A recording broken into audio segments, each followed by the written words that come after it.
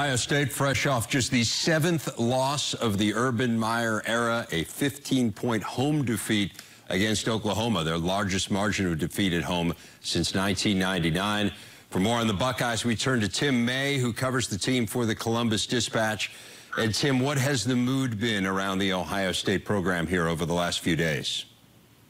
Well, around the program, and it's been a little bit gloomy, but as Urban Meyer said, there are several phases to getting past one of these, including, you use the P word, meaning upset, and then you move on, and of course they don't have a lot of time to sit around and really quibble about what went wrong last week when you're facing a triple option team like Army for one of the few times ever, and trying to get your offense back on track against what they call a Star Wars defense like Army. But bottom line is, the team is disappointed clearly, but history tells them that they are not out of it in terms of what their long-term goal is, which is get back to the college football playoff with one of the more talented teams in the country. And again, hard to disagree with that history, but I think when you watch the team on the field, it's pretty clear the pass game just isn't working. It hasn't been working for a while.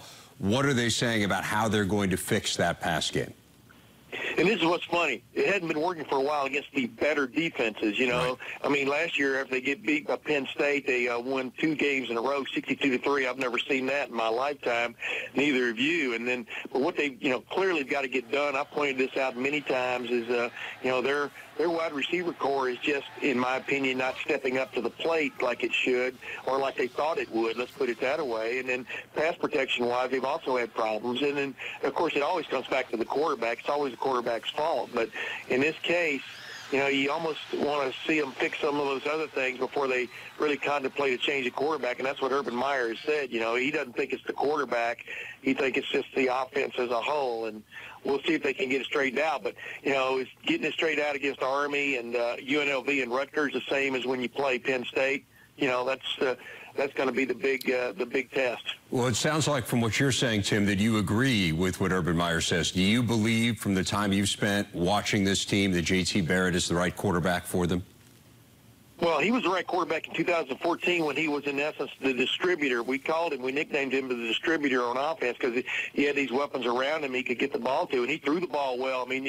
Anybody watched that Michigan State game in 2014, which was really the hump game for that team that went on to win the national championship? That was a great passing display by J.T. Barrett. He can throw the ball, but you've got to have guys open to throw to, and you've got to have guys sometimes on the receiving end just going up and making plays, much as they did when Cardale Jones gained his fame in the playoffs that year. So they haven't really had that from their receiving core against the better defenses. Now, against average defenses, they just have out-athleted people, but we'll see how it goes as the season goes, like I said, when they play the better defenses. Right, and I hear you, and we talk about this all the time in the studio, that for Ohio State, you're measuring them in those biggest games because those biggest games are clearly... Yeah, they've got a peer group, and their peer group isn't Rutgers. That's no offense to Rutgers. Right. No, but again, that's how you win a national championship, is beating those elite programs. How about the run game? Mike Weber, just 3 carries in his return. He had been banged up, so perhaps that's understandable. But going forward here, Dobbins has been fantastic. How do you see them distributing the carries? Any feel for that? Well, I asked Urban Meyer about that again earlier this week, and, in essence, he wants to see his running backs hit the ball 25, 30 times a game. That wasn't the case on Saturday, too. When they really got things going at the beginning of the second half last week against Oklahoma, it was running the ball really right down Oklahoma's throat with J.K. Dobbins and J.T. Barrett. But J.T. Barrett ended up with more carries than the 2 running backs combined. You got to believe. J.K. Dobbins looks like the real deal.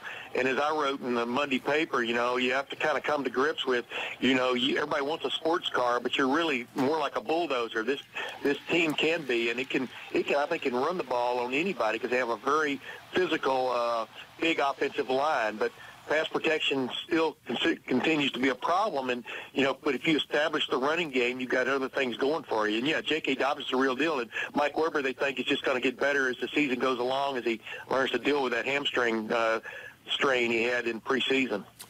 Well, the other side of the ball, Tim, they're last in the nation in pass defense, which is just crazy. What are you hearing from the defensive staff? Well, number one, they want to tighten that up. Obviously, they're not saying it's a sound plan. Okay, man. Yeah. But past that, I mean, you got to, I've told you this before, man. Against the better defenses like Alabama, Ohio State, which I think is a good defense front, et cetera, you've got to not only be willing to throw the ball, you've got to throw the ball. And the first two teams did that. I mean, Indiana threw it 65 times. Oklahoma threw it 35 times.